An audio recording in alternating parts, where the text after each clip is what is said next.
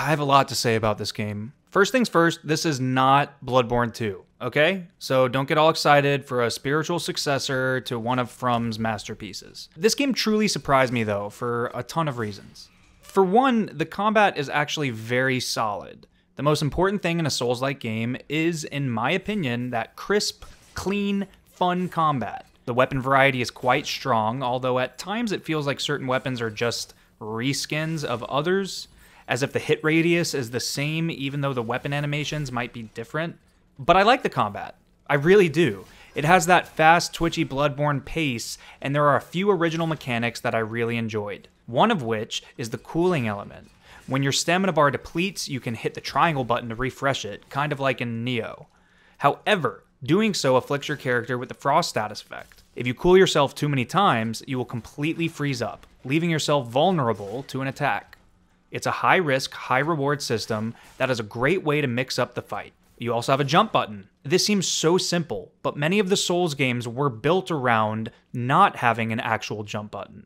I loved the feature in Elden Ring though, and I loved it here as well. You can cheese it a bit with lower enemy types by spamming the jump attack, but it just makes the combat a lot more enjoyable overall. Character customization is a bit limited in terms of visuals.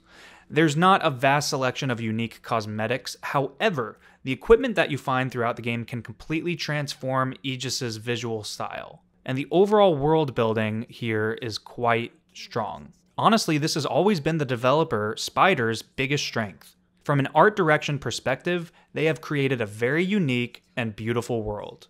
The story's alright, but it's just kind of there, in my opinion. Unfortunately, where the game struggles is usually where Spiders tends to have difficulty. The technical aspects of the game leave a lot to be desired. There's texture pop-in, some pretty awful frame rate issues, and some low-resolution textures scattered throughout what is otherwise a very visually appealing world. Character animations are okay, but nothing screams next-gen about them. Voice acting's fine, and the writing's fine, but overall, I think Spiders needed a bit larger of a budget to fully realize certain aspects of the game. So I can forgive some texture pop-in and lag here and there, but where it becomes troublesome is during combat.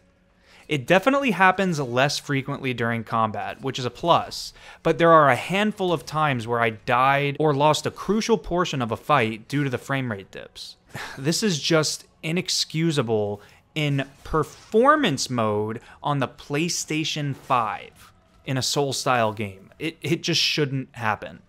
Like I said, this wasn't a constant issue, but the performance definitely chugged enough for me to notice. I would look for some patches to come out that rectify this before diving into Steelrising. Coming off of that negative spin, it might sound like I'm not too high on the game, but that couldn't be further from the truth. If you look at the coverage of Steelrising early on, it looked like a total mess with a ton of potential. I think Spiders did a very commendable job rectifying a lot of the problems this game seemed to have, and they realized a good portion of its potential in the final product. If you've played other games from this developer though, you know what to expect in terms of performance and overall production value. Some amazing moments and some glitches that are hard to ignore. Again, I have a very early copy of the game, so this might be fixed in the future. I can only comment on what I've played though. All in all, Steelrising is a super ambitious title from a smaller studio that never really holds back, despite their shortcomings. I have tremendous respect for Spiders. They are never afraid to take a risk. Despite its flaws, I think the gamble paid off this time. If you're looking for the next Bloodborne, you're not going to find it here. However, I would definitely recommend picking up Steelrising on discount in a few months when it has been patched thoroughly. It's definitely not worth $50, nor should you rush to purchase an unpatched early version of the game. But it's a much better Souls-like than I was originally expecting.